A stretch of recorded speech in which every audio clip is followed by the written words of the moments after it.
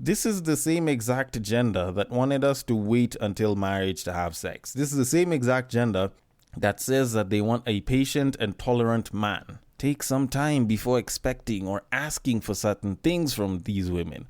But these are the same exact women that are not patient enough to give it, maybe 4 months, 6 months, even a year, to lose a bunch of weight through the typical old school means. Granted, this is also the same gender that asks, "The royal penis is clean, Your Highness." Welcome to the Breakdown Podcast, where I talk about love, sex, and relationships from a guy's perspective, as well as a bunch of other guy shit. The man on the mic is a man who might find it hard to breathe if you've got that asthma. He is also a man whose sickness for the thickness prevents him from skinny dipping. It is none other than your tall, dark, and mildly handsome man, Sir Denver B. I am here to talk about women and their own personal relationships because why the fuck not? Okay, actually, it's not all that bad. Like, I'm gonna talk about the women, so it should be a nice episode, and I probably should be speaking very nicely about them. But, you know, when you throw in a smidge of misogyny, it can create some very interesting comedy, but also, like, minus that, I feel like it's more a discussion on the relationships that guys have and how women kind of fall into the mix and how they can affect us in one way or another. And how they affect us is what I want to talk about. Although before I can get into any of that, first off, thank you so much for listening. I hope you enjoy the episode and you listen all the way till the end. And should you like the content, should you not like it, should you want to suggest a potential topic or give some sort of other feedback, then the social media handles are always in the description. And should you be a little bit too lazy to look at them, on IG it is at the Breakdown_podcast, on Facebook it is at the Breakdown Podcast, on X it is at Bagaka the D, and on Bluesky it is at the breaktimepod.bsky.social. If you want to hit me up from there, the DMs are always open and I would be more than happy to receive your messages and to handle them accordingly. Although also, if you do end up on any one of those social medias and you end up on any one of those platforms by some way, shape or form, a nice follow would also be appreciated. That is something that can warm my heart, knowing that there are people that follow me, there are people that listen to the content, and as a result of me talking about social media, that they decided to follow. But all in all, thank you so much for listening. Like I said, I hope you listen all the way till the end. And I probably should get things going. Although before I do that, first of all, I will basically be taking... Okay, it's not really a break per se. It's just a typical thing I do after every 12 to 14 weeks, where I take a break for about 2, maybe 3 weeks. I do shorter episodes with, less editiness, zero instrumentals, and it's just me talking about one topic. And I have been prepping those. They are going to be coming out for the next 2 to 3 weeks, just to kind of give me a little bit of time to sort of relax, not have to worry about producing so much content for the podcast, because 2 episodes a week is a lot. And it essentially kind of frees me up a little bit to kind of take a break and unwind and relax a little bit before I come back and provide you with pretty good content. So yeah, I will be taking more or less of a break, but either way, if you do have content that you want me to discuss, if there is something that you'd like me to discuss, or if you want to give feedback, you can still reach out to me via the social media that I provided earlier on. And for those of you all that are still waiting for the interviews with guests, I am still working on them. I am still trying to finalize. And once I have something solid, or at least once they're ready, I will start posting them up. So just for you all that have been waiting on those, it's not like I've forgotten about them either. And with that said, I think I can move things on to the main topic. Although also, before I get to the main topic, I want us to start talking about ladies from a slightly smaller, or should I say larger side of things, which is weight loss. Now, weight loss is a particularly interesting and tough thing for a lot of women and just a lot of people in general, regardless of gender. But ever since Ozempic became a thing and people started using Ozempic, especially in the States, it has been looked at as a way to kind of cut off weight for a lot of women. And it has gone to a point where a lot of times you find that it is actually sold out in some of the places where you can buy it. And in a bunch of other places, like especially here in Kenya, it is bloody expensive. Now, very recently, a content creator known as Carol Lihavi was busy talking about Ozempic, and she was saying that Ozempic alone won't work, while influencers get it for free and secretly add, appetite suppressors for 9K, regular folks are paying 75,000 bob per Ozempic pen, which I find to be exceptionally excessive, but then again, that's just me. She did, of course, urge others not to let the pressure drain their pockets, and that's essentially it. But like, it's so weird whenever you hear stories like this, or at least for me, it's so weird whenever I hear stories like this, because this is the same exact gender that wanted us to wait until marriage to have sex. This is the same exact gender that says that they want a patient and tolerant man. A man that can be patient for them. A man that is not impatient, a man who is not quick in his actions or quick to desire certain things, but is patient and, take some time before expecting or asking for certain things from these women. But these are the same exact women that are not patient enough to give it, maybe 4 months, 6 months, even a year to lose a bunch of weight through the typical old school means. Like, this is wild shit though. Granted, this is also the same gender that asks for the old school man, like the old school dating and shit. But, when it comes to stuff like weight loss and like actually losing weight the good old fashioned old school way, they usually don't want that shit. But anyways, I'm just taking a dig at women. It's not like I'm doing this seriously. I joke, I kid. And honestly, I find procedures like this to be a little bit extreme. Personally, for me, I find them to be extreme and very unnecessary. But this is a very biased statement, and I will admit that. And the reason I can admit this so easily is because I like to work out. I like going to the gym. I personally have not struggled with losing weight. Like, even whatever excess fat I'm trying to lose, or at least whatever fat I may be trying to lose right now, like, I'm very okay losing it progressively over the course of like even 6 months to a year. Like, I'm comfortable with that because it's not been that big of an issue for me. And I know there's a shit ton of other people that struggle with weight, that have eating disorders. And, something like Ozempic might help. It might be good, especially for people that just don't have the genetic predisposition to have like very strong willpower and very strong drive to go and work out.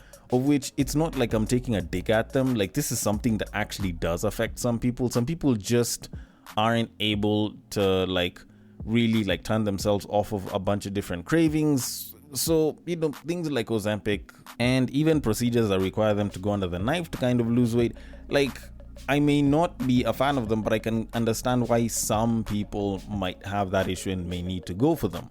But at the very same time, I feel like there's a lot of people that have used these procedures just for weight loss, and it's not like they can't lose the weight, they just don't want to put in the time. And the interesting thing is, a lot of people think that you have to restructure your diet completely and like cut off sugar and carbs and drink green smoothies and have vegetables alone and have like a proper training plan, or you go to the gym and shit. And the most interesting thing about weight loss is the formula for weight loss is actually pretty simple. It's literally a case of calories in versus calories out. If you are consuming less calories than you're burning, then you're going to lose weight by default. Now, it's not like it's something that's going to be drastic or immediate. So anyone who's trying to do this with like a 12-week plan or a 6-week plan and they're aiming to lose 10 kilos is probably playing themselves. So, if you're the kind of person that thinks that way, at least I'll tell you that for a fact. But for the people that are okay taking their time to actually like develop their body like slowly but surely, of which the results actually do tend to be pretty good, you don't even really need to go to the gym. You just need to take fewer calories in general. And whether that's using a keto diet, whether that's using intermittent fasting, whether that's using OMAD or 1 meal a day, as the name itself is unabbreviated, like, you can still achieve those results, or at least you can still achieve those results without it being very, very drastic. And when you kind of think about it and kind of just like look into the whole thing of like beauty trends, like, if the beauty trend for women moves towards thick babes again, are these people going to start eating and trying to grow their butts all over again? Because like, that was the problem that was there like 5, 6, 7 years ago. Like, people were busy going and getting BBLs because BBLs are fairly easy to get. And like, people were busy trying to find new and interesting ways even 10 years ago, such as a story that I read, I think it was like maybe in like 2012, 2013, of like women busy consuming chick mash. Like, people were using all sorts of procedures and like ways to go and get themselves a big butt. then all of a sudden it switches over, and the smaller, slimmer babe is now being preferred, or is the new beauty trend, and it's like people now are running in that direction as well. And you're like, if people are so pushed by the trend and they think that they will look prettier or more beautiful if they're in one trend or the next, at what point are you going to settle down and be like, you know what, I think I'm beautiful as I am, and provided that I look as best as I can according to my body type and without having to use any extreme procedures, like I should be good? At what point are women going to get to that level? Like, don't get me wrong, yes, I know there are men that also go for the same exact things that I'm talking about, but it's mostly the women that are doing this. So at what point do you think most women will do this? Or do you really think that like most women will actually get to this point where they're like, you know what, I think I'm beautiful just the way I am, and provided that I'm healthy and I try to maintain a healthy lifestyle, I should be good? Because I feel like there's so many women today that are chasing the trend of looking good, which is usually like packaged in a different way every couple of years, that at this rate it's basically a cash grab in the medical field just to try and make people look beautiful here and there.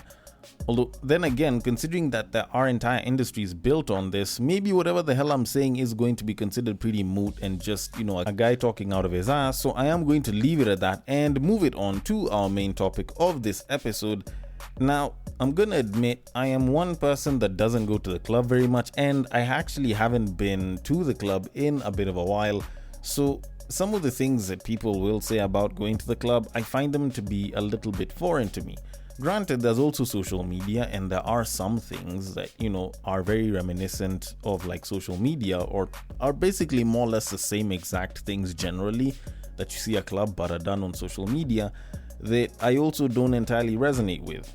And when I stumbled across a story of a woman who was busy talking about how the game is rigged against men when it comes to going to the club, I was particularly interested, not necessarily for the story, but for the fact that people think that the game is as rigged as it actually is.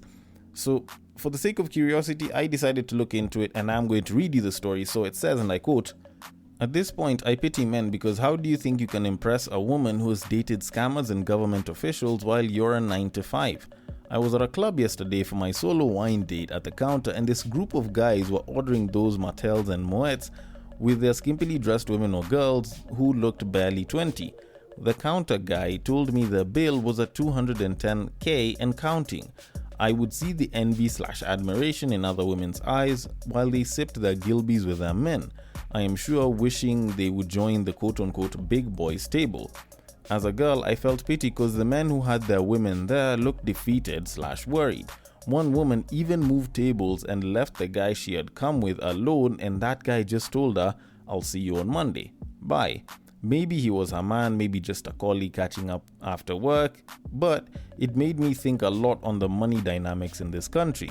Well, they're impressing the youngies because they're easy to wow, but afterwards, the same women will set that standard to the guys they meet next, and it will be hard for them to date because they'll be aiming for that same treatment, and if a man can't meet it, they'll think he doesn't love them."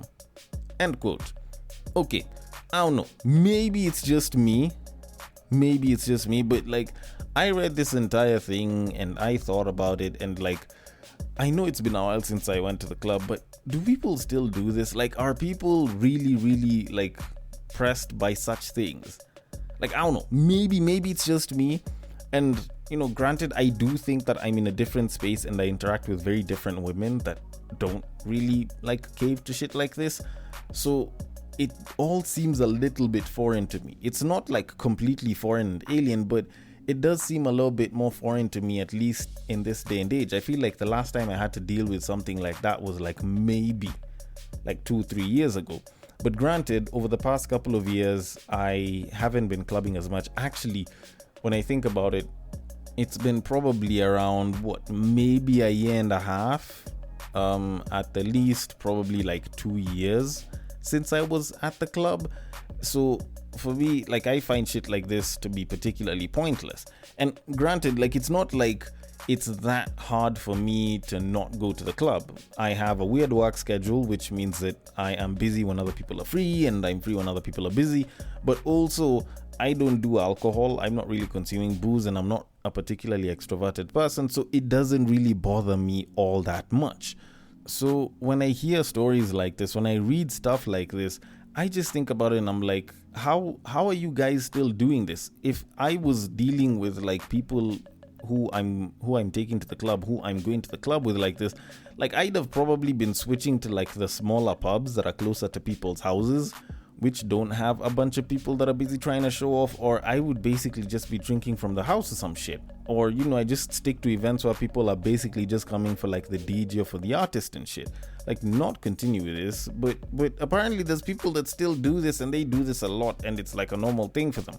Personally, I feel like some of those people just go to the club because they've always gone to the club, but then again, that's just me. But all in all, like, I feel like the club scene itself has also changed. Like, you think about what the club was 20 years ago. Now, granted, I wasn't going to the club 20 years ago, but I have chatted with, like, particularly older chaps, especially guys in, like, their 40s and 50s. And the way they describe the club back in the day is different from what they describe it today. Like, people weren't trying to flex on who's buying the most expensive bottles. It was basically people trying to pick up babes. It was basically people going to the club to have fun on the dance floor and shit. Like, it was a very different environment.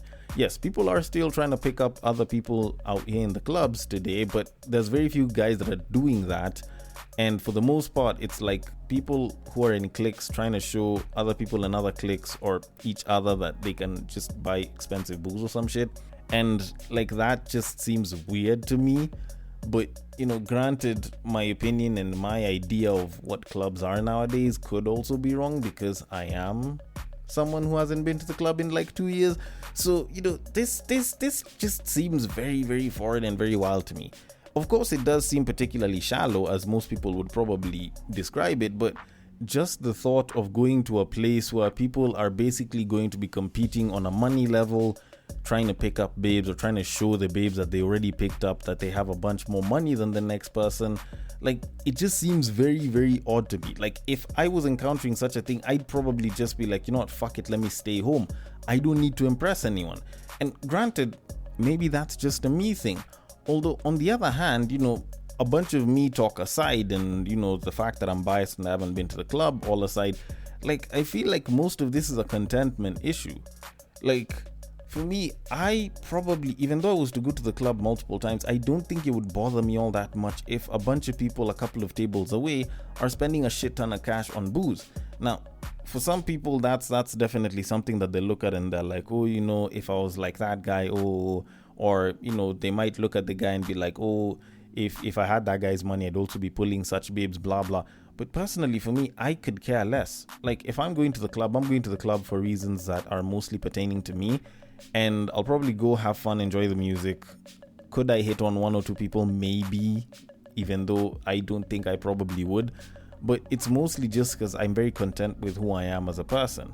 Like, I'll go and I'll get the booze that I can get. I will pay for the booze that I can pay for, and that's it. If someone expects me to spend a little bit more money or to start feeling like I need to spend more bank just to make myself look better at a club, like, I don't know. Like, maybe they have the problem and not me, because, like, for me, as long as I've got a roof over my head, I've got food to eat, I've got clothes on my back, and I can treat myself every so often with the money that I have, like, I'm good.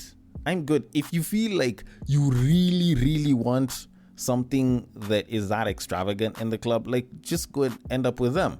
Although, all that said and done, like, I feel like I've been glazing on myself for, the past couple of minutes, which is almost like half of, like, the entire time that I've been talking about this entire thing. So I'll leave it aside. The whole thing about the game being rigged, I don't really think it's that. Like, I don't think that the game is particularly rigged as much as some people might think. Yes, especially if you're a guy in your early 20s or your mid 20s or even your late 20s and you're not making all that much money, it might feel that way, but I promise you it's not as rigged as you think. Mostly because, like, one, it helps you filter through a bunch of different people. So if you are looking for the casual lay, then yes, probably it might frustrate you. But if you're looking for a partner, if you're looking for someone that you can actually be in a relationship with, like, if she seems to pay so much attention to guys that are spending that much on booze, and it's not for like comedic purposes or like as a talking point, but it's like they seem very, very interested in like that entire squad of people, Like, I feel like to some degree that should clearly tell you that, she's clearly wowed and impressed by very, very superficial things. Now, granted, maybe that's just a me thing. And personally, I will also say that this might be biased as well, because I sort of get a little bit turned off the moment I notice that. And the moment that happens for me, like that automatically starts to drop my interest, just mainly because I know that if it's someone that's very impressed by that, then even though she does end up with me, she can very easily be pushed into doing something that might not be all that good, or she might just end up being impressed by someone else that has more money, such that she ends up dropping me. So instead of getting myself all the way there, I might as well just back off, not have to engage that, and go find someone that appreciates me for who I am, and not necessarily the kind of bank that I'll be throwing whenever we're at the club. Like, I feel like that's probably the much easier way to look at it. And this just doesn't stop at the women. I feel like if you're a guy, and I'm not saying that you're impressed, but you're constantly jealous, or you're paying so much attention to those guys that are blowing all that cash on drinks, personally, I feel like even you are a turn off to the babe, because the moment you're paying so much attention to them, on one end, you're showing her something that you aspire towards. Let's look at it from the positive side, and you are aspiring to be one of those guys making that kind of money that you can spend on that much on booze. First of all, I feel like if it's a babe who's out on a date with you, or if it's a babe that's gone to the club with you and it's just the two of you, she might get turned off, because first of all, you're clearly showing what it is that you aspire towards. Now, she might view that positively or negatively, and as a result of that, that could affect how she sees you. Also, why go for a potential fruit when you can go for the entire fucking tree? Just go for the guy that's over there. Since clearly you're looking up to dude, she might as well just go to that guy, and that guy will probably give her whatever it is that you claim that you want to give her. And, granted, I probably am also wrong. This is very biased because, I am a guy, I am not a woman, but that's also a thought process that I could probably bring up. But on the other hand, if you're jealous of such guys, you're clearly not confident in your own ability to make money, in your own ability to enjoy life without having to live the way those guys are. Because, for the most part, you don't need that kind of money, or at least you don't need to blow money like that for you to enjoy life. Don't get me wrong, it's not like having a lot of money isn't a good thing. It definitely is, and it can make your life easier and more fun, but you don't need to do it like that. Most of those guys that are just blowing cash on bottles like that, they're either cleaning money or they're basically just doing it to show off. Of which, if you're confident in yourself, then you don't really need to show off like that. I'm very comfortable in my ability to not spend that kind of money, but focus on my conversation skills, my sarcasm and humor to woo a woman into wanting to be with me, as opposed to me having to splash 5, maybe even 6 figures on bottles, of which, once the booze is finished, the shorty can just get up and leave and I get nothing. At least if I'm an interesting guy, she'll probably remember me because I was vibes, not because I blew a bunch of money on her at the club. Because the guys that are remembered for blowing a bunch of money at the club are only ever seen as cash grabs and guys who have money. Besides that, it's like they have no other identity. But, granted, then again, I haven't had that much money to blow at a club, so, this is probably a very biased opinion. But either way, is the game actually rigged?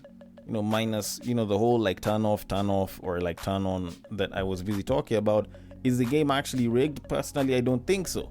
And the main reason why I think that is simply because, a lot of these women kind of come back to the same exact conclusion that I see with a lot of the women that aren't impressed by guys that do that anymore. It's basically the same exact path that they're going through. It's just that they end up taking a much longer, wilder route. Because when you look at it, at the end of the day, that cash won't really mean all that much to you when you're looking at a long-term relationship, at least to a pretty good degree.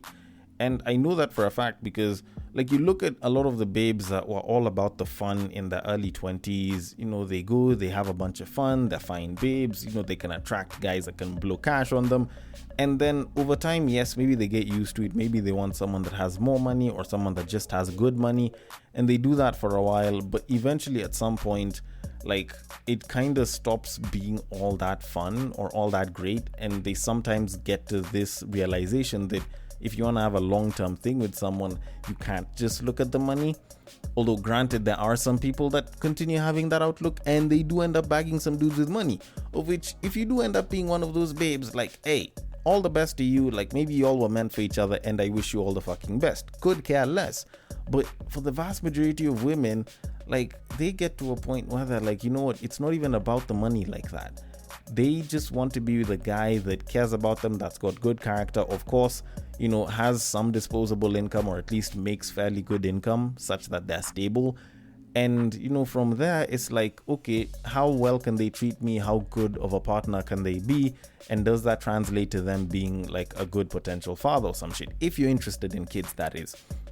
But essentially, it's more about you being a good partner than you blowing X amount of money on them.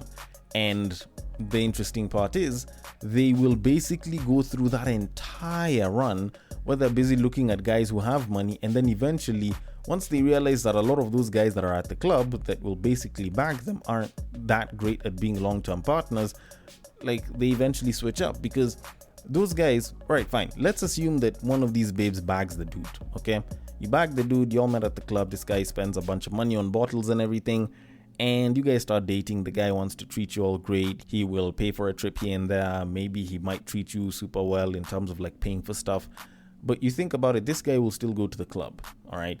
He'll still go to the club, so he'll still be attracting the same kinds of women who will basically be wanting the same exact thing that you have, and they're willing to give up the ass for way less than you are, all right? So they spot a dude with money. Let's assume the guy is attractive, which is why you ended up being attracted to the dude, not just the money. So he's maybe an attractive dude. But now, like, dude is basically getting ass for less, and there's all of these women that are trying to throw ass at the guy. And because that guy basically feels like he is superior because he can blow a bunch of cash and he can pull a bunch of babes, now it doesn't seem as appealing because the guy probably doesn't respect you, or even though the guy does, the guy probably philanders around. Now, granted, it's not like every single guy that does this fucks around, and I know that's something that someone is about to say, but a good chunk of these guys actually do. So, considering that we're working with a majority here, you know, even though you're trying to bag one of these dudes, like, the whole chances of good relationship success on the long term isn't all that great. So eventually you run back to the same exact conclusion, which is it's not about being with a guy that has the most money that'll blow a bunch of it at the club. It's about being with a good stable dude that can be a good partner. And essentially that's them coming full circle, and they're like, you know what, it's not even about the money like that. Which is something that they'd have probably recognized like 6, 7, 8 years before they came to that realization. So to kind of conclude all of this, it's not like the game was actually rigged. The game was never rigged at all. It's always been the same. The only difference is some of y'all just end up taking the much longer route, or basically meander around the same exact route instead of going straight, but you eventually come down to the same exact conclusion, which is you having a good partner is not dependent on how much money they have per se for the most part, but it's more about how they are as a person, their character, and the value they bring to your life and how they treat you. Like, money is great and all, but that's not the only thing that will carry the relationship. And eventually, once you get used to the money, you kind of realize that as well. So maybe if you can look for all of those other things and just trust the fact that over time you will get the money, then you can probably stop going through some of the BS that happens like this from time and time again. Although, then again, maybe I might be wrong. Maybe I don't entirely understand this idea, and maybe I have too many biases on this episode than I probably should. Either way, I want your thoughts on this. The DMs are open. On IG, it is at the breaktime_podcast. On Facebook, it is at the breaktime podcast. On X, it is at bagakad. And on Bluesky, it is at the breaktimepod.bsky.social. Thank you so much for listening all the way till the end, and I will catch you guys on the next break. But what I believe is that if you put a pastor and a prostitute in one room, one is likely to convert the other.